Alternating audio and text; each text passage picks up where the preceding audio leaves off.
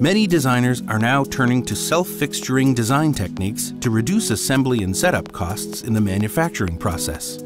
SOLIDWORKS 2018 introduces a powerful tab and slot tool to automate this design step. Tab and slot can be created on parts in an assembly, a single part, or a multi-body part. You start by choosing an edge to define the tab and a face to define where the slot will terminate.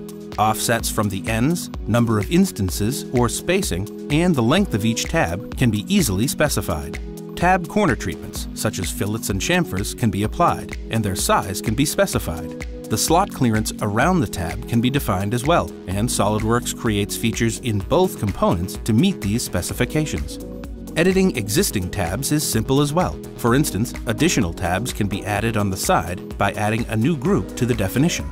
The new tab and slot feature not only reduces design time by automating the creation of these features, but reduces manufacturing costs by minimizing the need to build expensive fixtures that can delay manufacturing.